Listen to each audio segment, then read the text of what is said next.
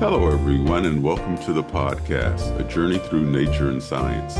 We have with us on this episode Bob Krimenacher, who is a former superintendent of national parks. Bob spent 30 years managing national parks in various capacities at some of the most iconic parks in the national parks, including the Everglades, Apostle Islands, and Big Bend, where he wrapped up his career.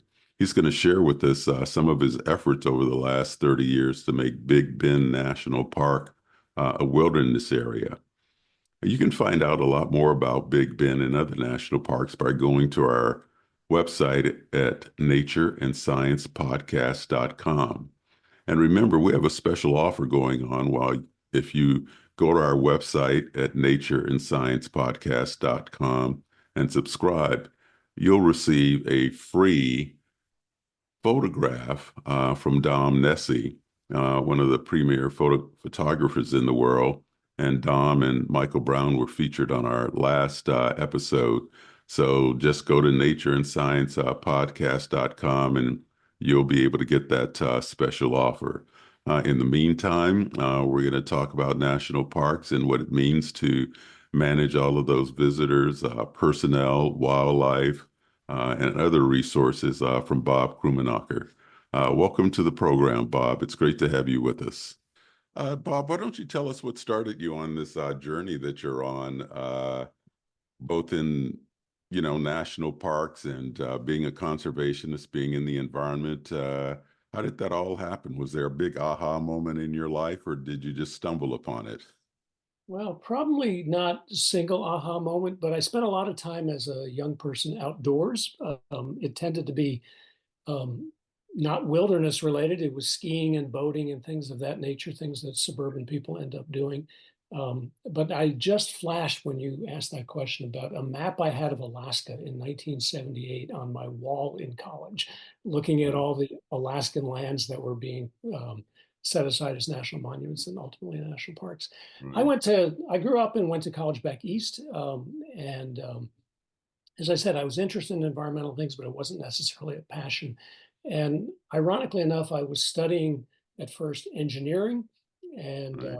that just seemed to be what the career path that my family thought I would be on. And I got good grades, but I absolutely despised it. And so that's a strange combination. If you're getting poor grades, it's a good clue you should do something else. If you're getting good grades, it's like, what's wrong? And I had an older brother who had taken time off from college successfully. That was something that the family supported. And so I was looking to do something as unrelated to previous experience as possible. And through a series of random events, ended up volunteering in Canyonlands National Park. And I don't think I'd ever been west of Ohio at that point. So it was all brand new and just, spectacular. And, it wasn't a career at that point. But I loved what I saw. The people embraced me, their values they shared, and I kept Right. coming back.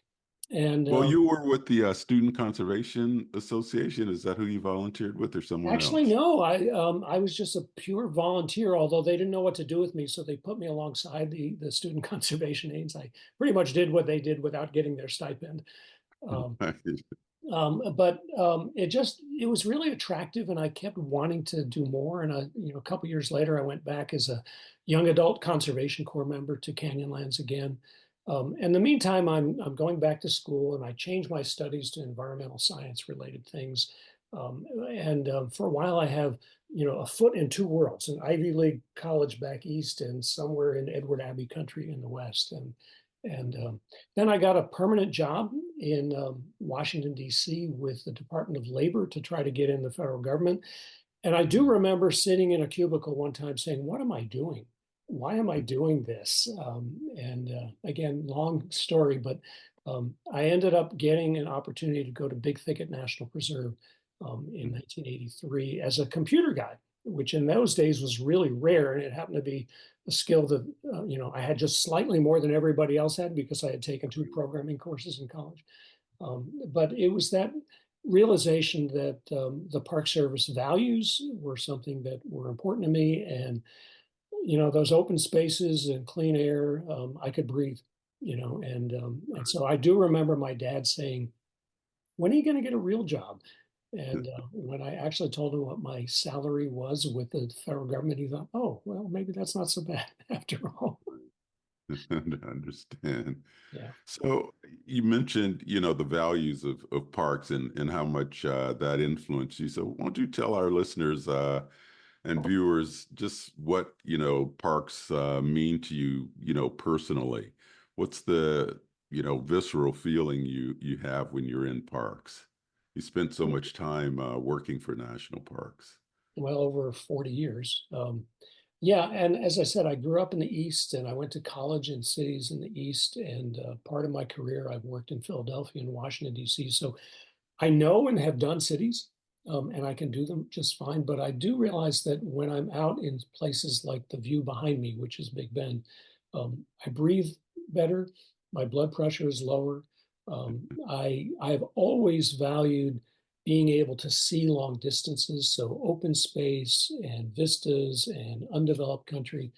It just calms me, to be perfectly honest. But as I have become a student of history and politics and society, I realized that these places are important to the society, not just to me, as breathing spaces, both literally and figuratively. I always feel better when I'm in a spot that is minimally developed, and nature is allowed to take as much of its course as possible. And as I said, I keep gravitating to places like that. So, it's become my life. I don't think I would have expected that growing up 25 miles from New York City. Well, you mentioned something very important. You mentioned how when you're out in nature, it calms you, your blood pressure is lower, that sort of thing. And when was it? In the 1990s, E.O. Wilson came out with the book Biophilia, and Mhm. that was something he mentioned very specifically in his book is the health and well-being that nature creates for people. Right. And he and I were actually on a radio program together talking about Hmm. that concept and why that was important. And actually, it goes back a lot further than E.O. Wilson because I can't remember the years, but in the 1860s or 70s, when Frederick Law Olmsted Mhm. wrote the Yosemite Report, he was very clear in mentioning in that report to the state legislature that the outdoors was absolutely important for the health and well-being. He even mentioned, CEOs and people working in New York City. And then he mentioned women in particular who were stuck with the drudgery of doing housework Mm. and how important it was to them to get out in nature and how healing it was. And so it's something that I hope that citizens keep getting reminded about when they think about our national parks and they think about the outdoors. So I'm glad Olmsted, you mentioned that. Olmsted was certainly ahead of his time in that regard. But I'm sure you know this, Don. But in maybe the last decade or so, more and more medical professionals, doctors, are prescribing go out into nature to people. Right. Yeah, I think many, not most, or maybe not all, but many people feel it in themselves and they understand it. One thing I have to say is that not everybody has the opportunity to be in a Big Bend or Canyonlands or real wild place, but nature in your backyard. Even in cities, there are green spaces and undeveloped spots, and those are important to people as well. Well, and that was recognized very early on by Olmsted as Mhm. well, and others who advocated for state parks and for local parks. And of course, we all know Olmsted's connection to Central Park and Right. how important that was as well. And then his son continued his work, particularly Hmm. in California, where he did a report on the landscapes of California, which were very influential in developing the state park system in California. So you're absolutely right. Here's something ironic, and it's just a little bit of an anecdote, but uh, I just finished up my cancer treatment. I'm now cancer free. But the interesting story, you mentioned doctors prescribing Hmm. people going into the outdoors. So my chemotherapist oncologist and I became very close, and he knew I was involved with the national and state parks, and we talked a lot. And so the end result, as I was finishing up my treatment, was that he told me how I had influenced him Hmm. to go out and get healthy himself by being in the environment. And he actually, right now, is in the Redwood National and State Parks in California. And he was so excited about getting to take a vacation and time off to renew his spirit in the out of doors. Oh, that's So it great. absolutely works both ways. Yeah. In fact, I remember when I was in Wisconsin, I spent 16 years, as you'll probably talk about soon, at the Apostle Islands, but I used to go to the dentist twice a year in Duluth, Minnesota. And Right. the hygienist who was there the entire time, she would always be excited about planning her vacation to a Western National Park based on some of the things we would talk about while my mouth is open in the chair.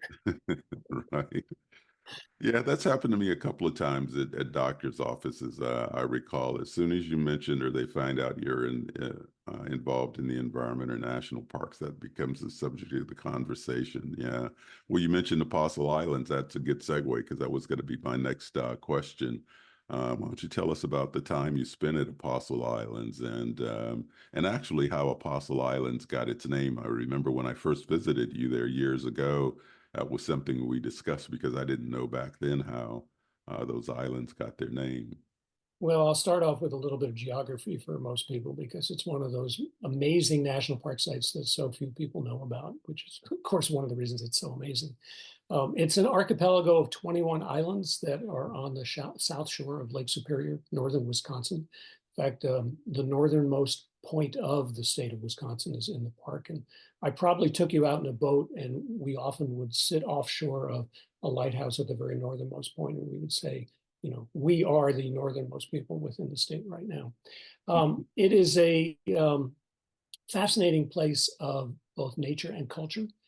It's the ancestral and spiritual home of the Ojibwe Nation, and it was their lands before it became um, alienated from them, unfortunately, and before it became a national park. There are six light stations there, all from the 19th and early 20th century, so more lighthouses than any other national park in the country. And one of the great opportunities I had during my tenure was to do a wilderness study and work with Congress and ultimately get legislation to establish the Gaylord Nelson Wilderness. Gaylord Nelson, who is known by many people as the father of Earth Day, was also the father of the Apostle Islands National Lakeshore. And in fact, those two things happened the same year in 1970. So it was a wonderful park. And unlike Isle Royale, which I had worked at earlier in my career, and also a spectacular and even wilder place, you lived on the mainland in this cute little village called Bayfield, Wisconsin, which was almost like a New England fishing village. And so great quality of life. You have to like winter, obviously, but it had the nicest summer weather of anywhere I have ever lived. Right. I'm not, despite my having spent the last 6 years in the Chihuahuan Desert, I'm not a great fan of hot weather. And so it's the only place I ever lived that I wish summer were longer. Um, Right.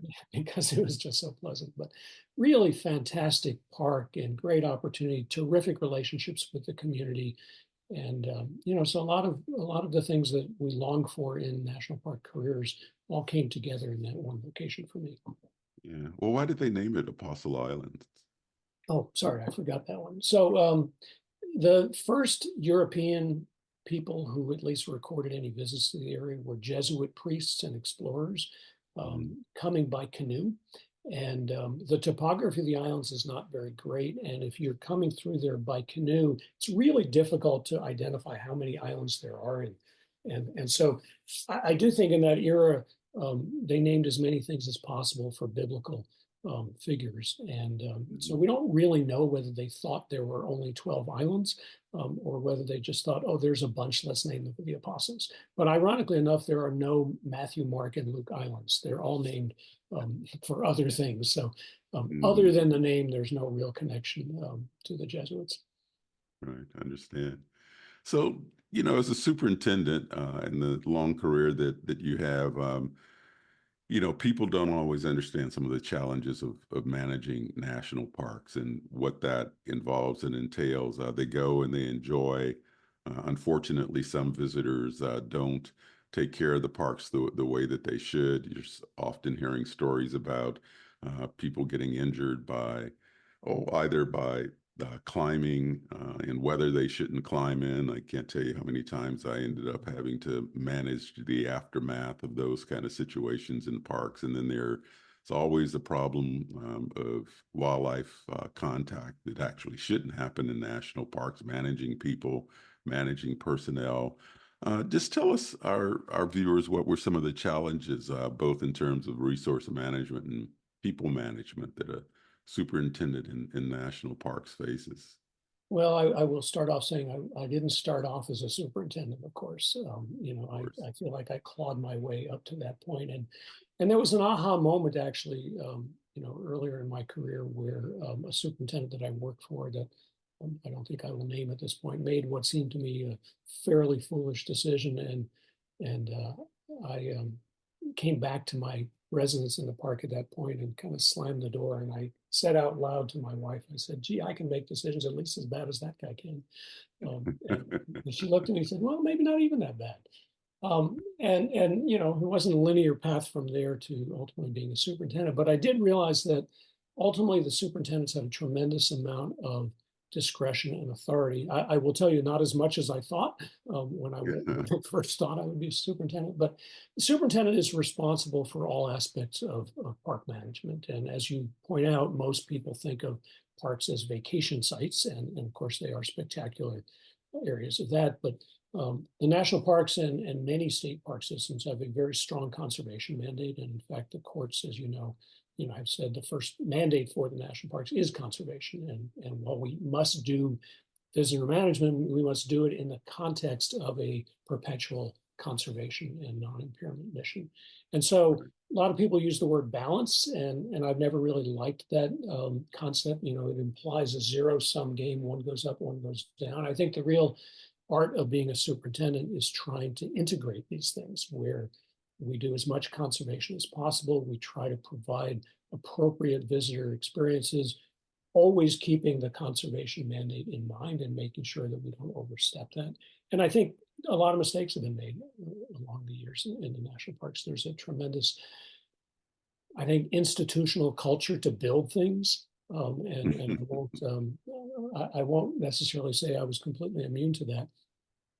But a park like Big Bend, which I went to later, had a $90 million backlog in deferred maintenance too. So putting funds into infrastructure, finding the money. I mean, that's one of the huge challenges of national park management is, no manager ever thinks they have enough money, but I think it's well documented that national parks are grossly underfunded for the mission that we have.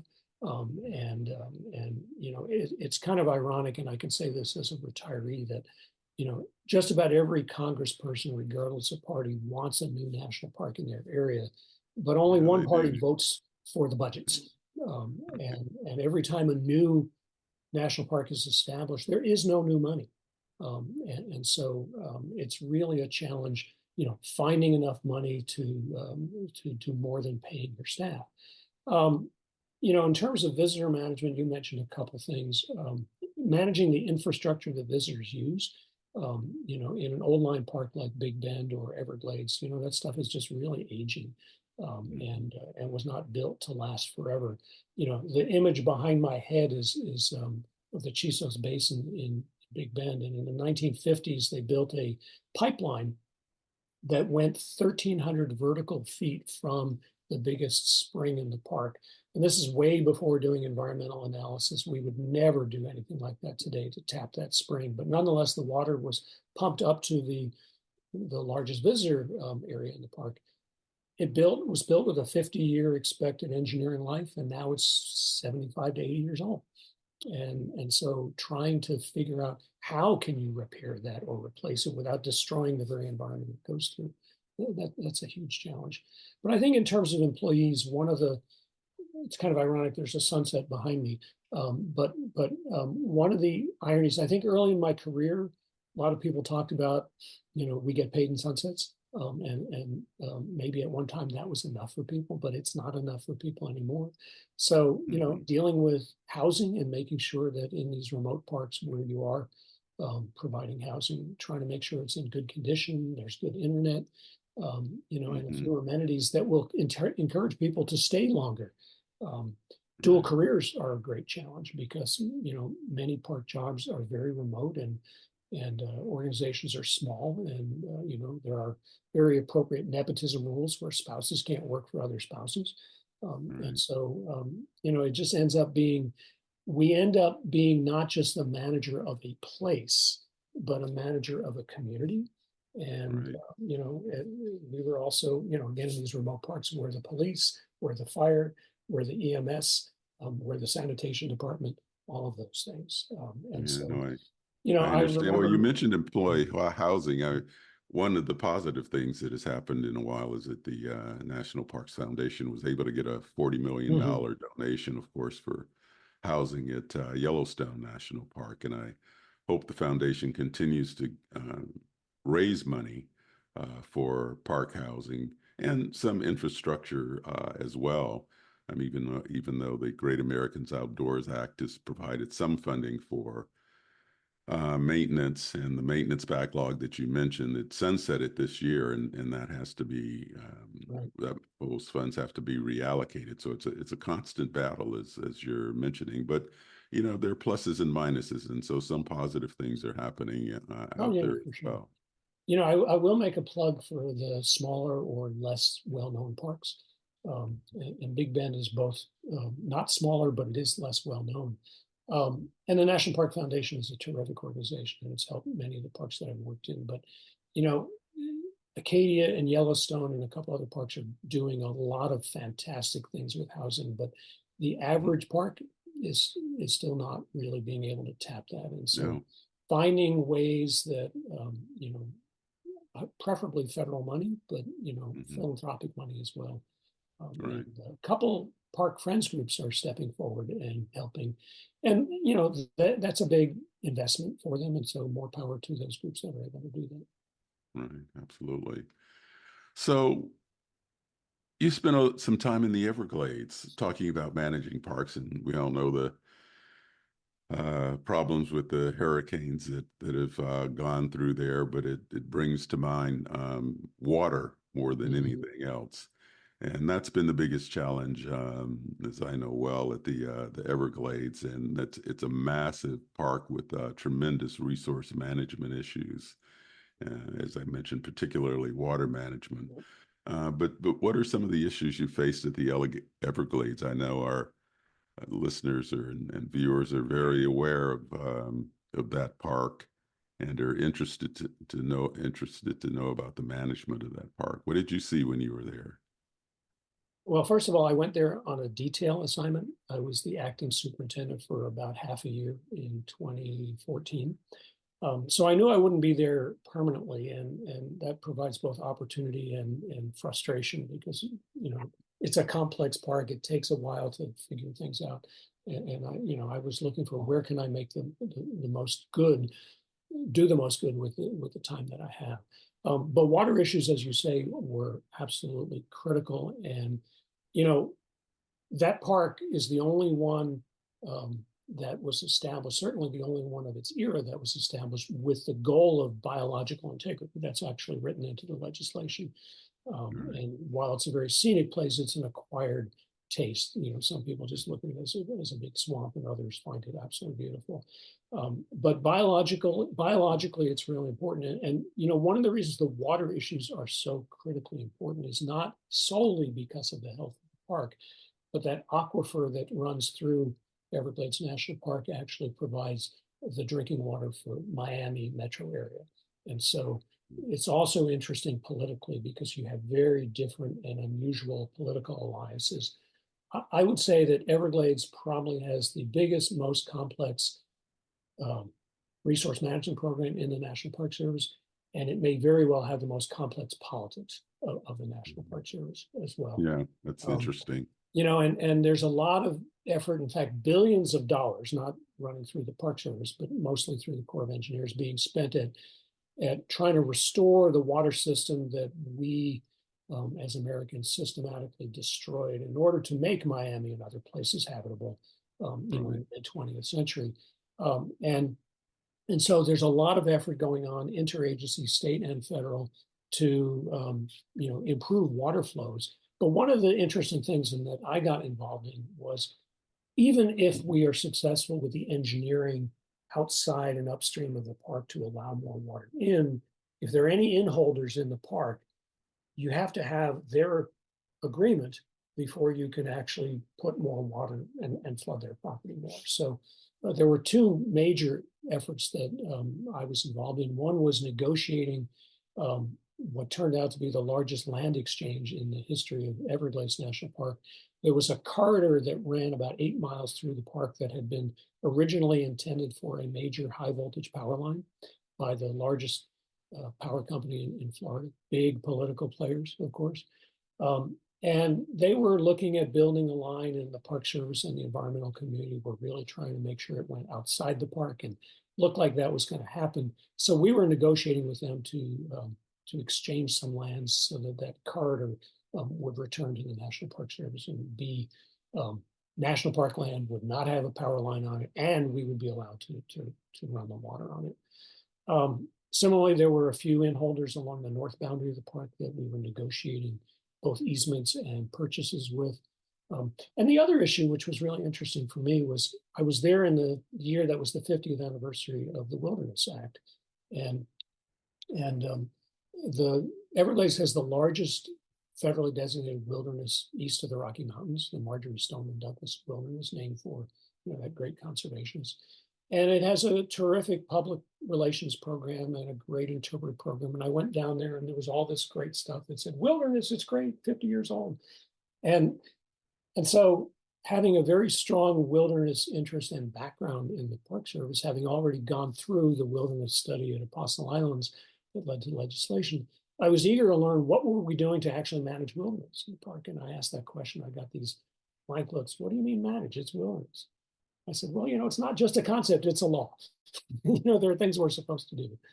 And I wasn't there long enough to really completely turn that ship around, but I feel like I made a difference in, reminding people what wilderness meant, how it meant we needed to manage. And ultimately, a couple of years after I left, the Everglades staff won the National Wilderness Award from the Park Service for the changes that it made that, maybe I had some small influence on.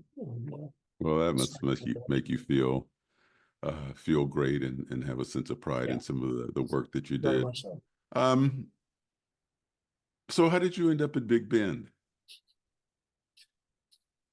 When I interviewed for the job, the deputy regional director at the time asked about remoteness and was I prepared for remote, and I pointed out where Apostle Islands was and Isle Royale was, and I was very accustomed to working in remote areas. But I spent 16 years at Apostle Islands, and I really enjoyed that time, but I wasn't ready to retire, even though I was eligible. I wanted, particularly after the Everglades experience, I really felt like I wanted one more gnarly, challenging park assignment, and I wanted to do it, if possible, in a place that was a very traditional Western National Park. And the Big Bend opportunity came along, and they selected me for it. So it was indeed remote, but I knew what I was getting into. I had been to the park a number of times. In fact, the very first trip to Big Bend and the Rio Grande Wild and Scenic River, which the NPS also administers there, was back in 1982.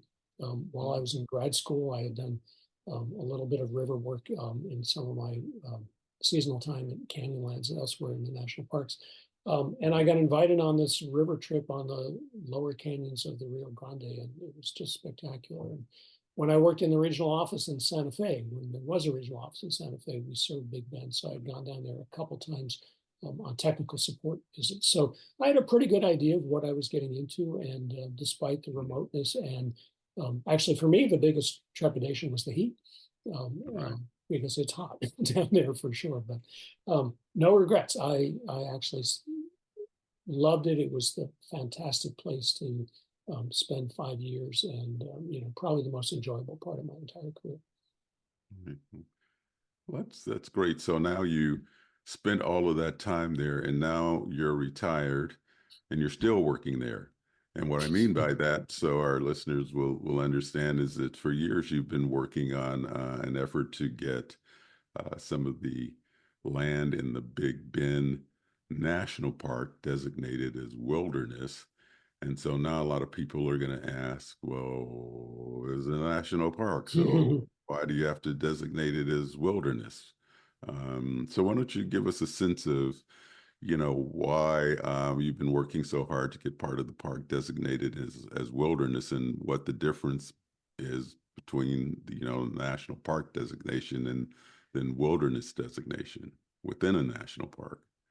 Well, I've already mentioned wilderness at Everglades and Apostle Islands. So there's a wilderness theme that has run through my career. And wilderness is something only Congress can establish, and it's an overlay on top of the federal lands that are so designated. So wilderness exists in national park areas, national forest areas, U.S. Fish and Wildlife refuges, and even occasionally in Bureau of Land Management land. But wilderness is the most protected land from any kind of development that can happen in the national park. So the good news at Big Bend, but also the paradox here, is that when the NPS studied and made the initial recommendation to Congress for wilderness, that was back in the 1970s, and they recommended about 2/3 of the acreage of the park, which I will say did have a human history, but the footprint was really limited. And there was no modern infrastructure on those lands, no modern roads, no modern buildings, any of those things. They recommended that area be protected forever as wilderness. Some would argue to protect it from the National Park Service, because as I mentioned earlier, we have this Right. tendency to develop. Right. And the good news is our agency policy for decades now has said, once we study an area for wilderness, and if we make that recommendation, we should protect those values so that Congress has that prerogative without having changed that. But that is purely policy, and it is very vulnerable to change. And it has almost changed several times. And so I think right now it's a particularly important time for us to revisit this, because Big Bend has been discovered. Social media and the internet have generated a lot of interest in the park, which is generally very good. After the pandemic, or actually towards the later part of the pandemic, visitation skyrocketed.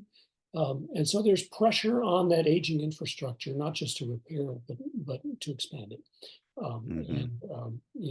I think while there would be arguably some short-term visitor benefits to having some additional campgrounds and maybe overnight lodging in the park, in the long run, the things that people tell us, and we've done surveys, that they love most about Big Bend is the wide open spaces, the night skies, the wildlife that's in such great condition. And I remember a talk I gave while I was superintendent to a four-wheel drive group in Central Texas who would come out. And Big Bend actually has some of the only public land in the state of Texas because of the whole history of land management in the state, which is probably peripheral of this conversation. But there's dozens of miles of four-wheel drive roads in the park. And one of them is really, really challenging. And these folks were telling me just how much they loved the challenge of that four-wheel drive road, but they also loved the fact that when they were on the steep hill about to go down in four-wheel low, they couldn't see any other human signs at all out there. And so the wilderness proposal by the Park Service, and now taken up by a nonprofit grassroots group called Keep Big Bend Wild. And I will do a shout out to their website, www.keepbigbendwild.org, which a group of environmentalists and advocates for wilderness formed alongside the Park Service when I was superintendent. And they've allowed me, once I retired, to be on their side right now. We're still working closely with the Park Service, and my hope is to work with my successor and do things that perhaps she is unable to do and say things that perhaps she is unable to say. But I think right now the park is more vulnerable than it's ever been. And politics being what they are, it's entirely possible that the entire policy of the National Park Service will be reviewed by a future administration.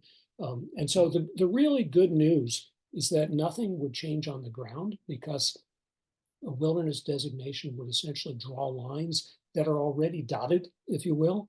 on the Hmm. on the ground, and assure that our grandchildren and their grandchildren will be able to have exactly the same kind of Big Bend experience that they have now. Um, but that I will acknowledge is also the toughest argument because people say it's not broken. Why do you need to fix it? Right. And so the goal of Keep Big Bend Wild is to learn from the successes and failures of other areas. And I would say one of the great things that I learned when I was the superintendent at Apostle Islands, even though admittedly the politics of Wisconsin and Texas are somewhat different, is you have to build public support and you have to build community support and you have to reach across political divides. And so at Apostle Islands, we had a coalition amongst the strongest members were the Chamber of Commerce and the local Republican Party. And so Big Bend in a much more conservative state, that's essentially the template we're trying to follow. And there are many chambers of commerce in the Big Bend area and across the state that are supporting. And we're working person by person and local government official by local government official. And our very conservative but interested congressman from that area, I think, is quite open to this. And if he believes that the local and regional people support it, I do think in the next Congress he may submit a bill. But there's still a lot of work ahead of us. But it's really important. And as you say, as a retiree, this is still my passion.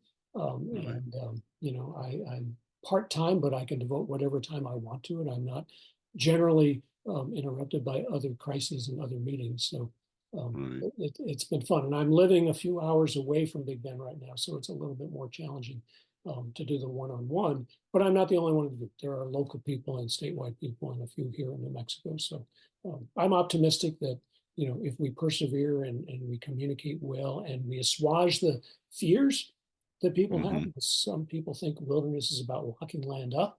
The very first paragraph of the Wilderness Act talks about how it is for the American people. And so Right. everything that people can do Well, on those undeveloped lands of Big Bend National Park today, they would still be able to do, which is mostly walking and horseback riding and right. primitive camping. Well, I know it's been a 30-year effort, and it's something that that is important to you, and I know important to a lot of the citizens in this country who've been working on it for so long. Now, Big Bend's on the border with Mexico as well, and I know we all know about all the immigration issues. What have been some of the challenges down there that you faced with respect to the border problems that continue to plague the United States? That was the other key issue that they asked me in the interview. What did I think about living on the border? And here again, living in northern Wisconsin, I was actually on the Canadian border up there, even though it was out in the lake. Big Bend National Park has 118 miles of border with Mexico, and with Rio Grande, Wild and Scenic River, between them 245 miles. It's almost 13% of the U.S.-Mexican border. So if there's one issue that I lost sleep over in that park and worried about showing up the next day on the front page of the Washington Post, it was something going wrong along the border. I Hmm. will say the good news is that it is the quietest sector of the entire U.S. national border. And that has nothing to do with it being a national park. It just has to do with the fact that it is really rough terrain. And maybe more importantly, it's the most remote and roughest terrain in Mexico. So it's really hard to get to from that side. But one of the we had the Border Patrol was stationed in the park. And I think it took many years for the two agencies to realize that the missions that we each had were not necessarily in conflict with one another. And Right. Big Bend and the Border Patrol learned from some of the real challenges at Oregon Pipe Cactus and other places that things had gone wrong. So I'm proud of the relationship we have with the Border Patrol, and they were a force multiplier for us when we needed a search and rescue team. Right. They were there for us.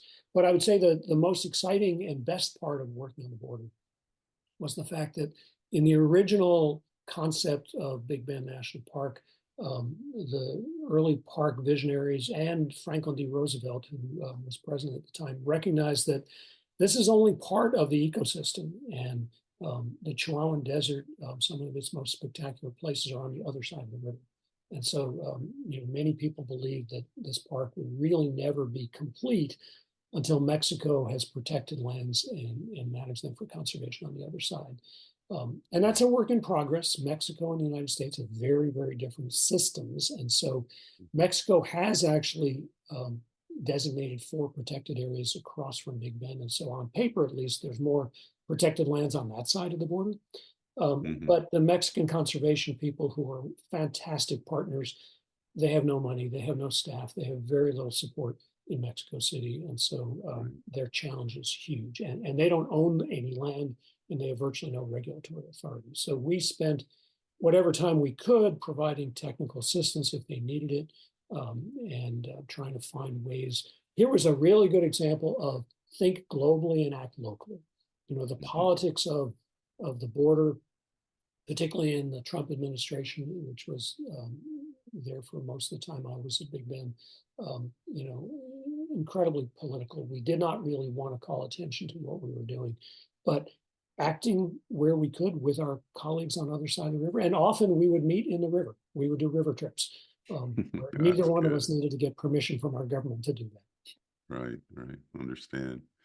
Well, Bob, we're just about to the end of this discussion between old friends. Why don't you tell us perhaps if there was a transcendent experience you had that has changed your life with respect to parks and conservation, and maybe set the course or the future for the rest of your life? Anything like that happen to you?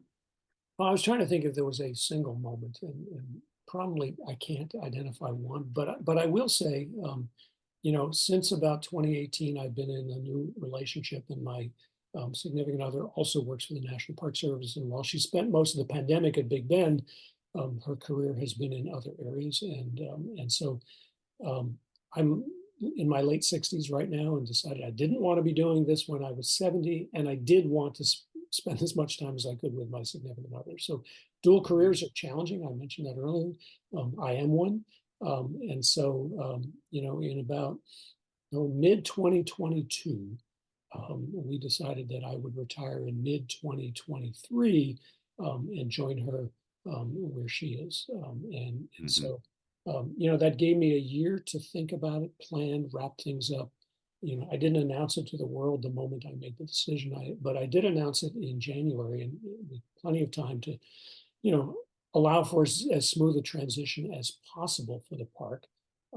You know, Mhm. as I said, I'm still involved as I can be with Keep Big Bend Wild, but you know, I have to realize it's not my day to day. And while I don't miss the bureaucracy, I miss the park and its people very Right. much. But I wanted to spend time with her, and I wanted to spend more time on things like Keep Big Bend Wild, and I'm getting involved in New Mexico conservation wilderness efforts as well. And then my other passion, frankly, something I've had for decades, but really been only sporadically been able to do anything about, is woodwork. And so Mhm. Yeah. the It's a garage great has hobby. turned into a woodworking shop, and I spent a lot of time um, in the shop and building furniture and doing home improvement, and so I'm enjoying it. You know, no regrets about retiring. I miss some of it, but much better to miss it than to be glad you're no longer. Right. Understand. Well, it's been a pleasure talking with you and getting reacquainted, Bob. And I wish you a lot of success with this effort for wilderness. We know these kind of things. It seems like the more important they are, the longer they take. Yeah. And you just have to take a deep breath, persevere, and keep on keeping on, as my father used to love to say. And eventually, you're successful at this effort. So I appreciate you taking the time to share your thoughts and your life as a superintendent with our viewers. Thank you very much. Well, thank you, Don, and thank you for your support. I will point out to your listeners that you and most other um, former directors and deputy directors of the National Park Service have, at our request, signed on for support. So thank you for that. Oh, you're welcome. Yeah, we're going to keep doing this until our Mhm. last breath. That's right. That's right. It's important stuff, and fun too, and very satisfying. Absolutely. Well, thank you, Bob, and let's pledge to stay in touch. Let's. I look forward to showing you Carlsbad All right, and your woodworking. and my woodworking. Right. All right, talk to you later. Okay. Take care, and thank you, Don. Sure, bye-bye. I want to thank Bob for joining us on this episode of Journey Through Nature and Science. I mean, we learned a lot about what it takes to manage a national parks, both in terms of the personnel, the wildlife, maintenance backlog, and all of the natural and cultural resources that go to make up a national park and what it takes to make sure that when you get to a national park, you have a wonderful time with your family and on your vacation.